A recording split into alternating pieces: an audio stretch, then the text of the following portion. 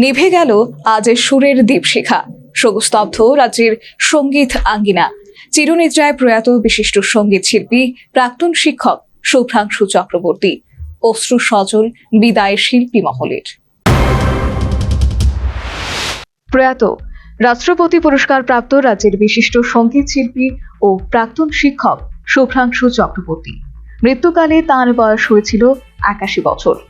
তিনি রেখে গেছেন স্ত্রী, এক ছেলে, এক মেয়ে এবং অসংখ্য আত্মীয় পরিজন ও শোভানুধ্যায়ী।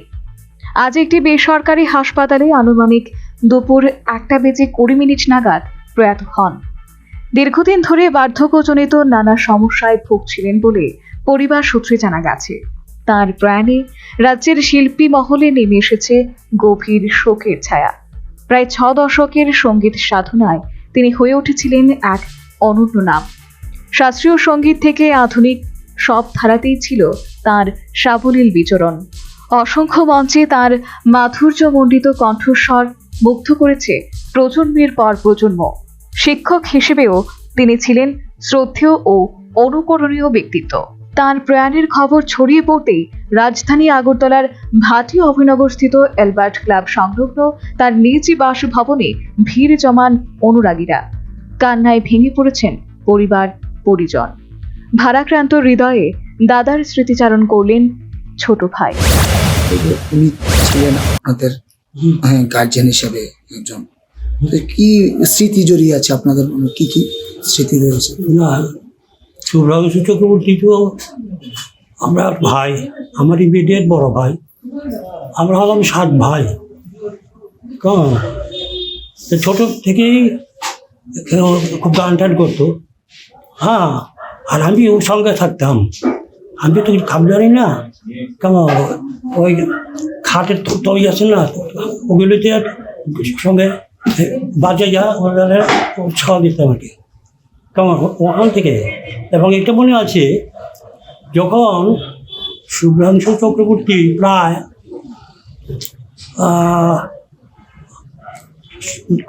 9 বছর হয়, তখন কিন্তু আমরা একটা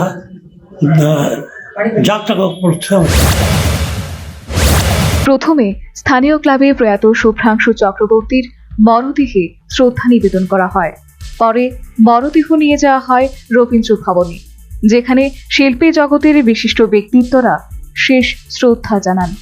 সঙ্গীত শিল্পীর পাশাপাশি তিনি যে একজন আদর্শ শিক্ষক ছিলেন, শ্রদ্ধার সঙ্গে জানালেন রাজ্যের অপর বিশিষ্ট শিল্পী স্বপন নন্দী। শুভ্রাংশুদা আমাদের খুব কাছের লোক ছিলেন। উনি মূলত সঙ্গীত শিল্পী, খুব ভালো শিক্ষকও ছিলেন।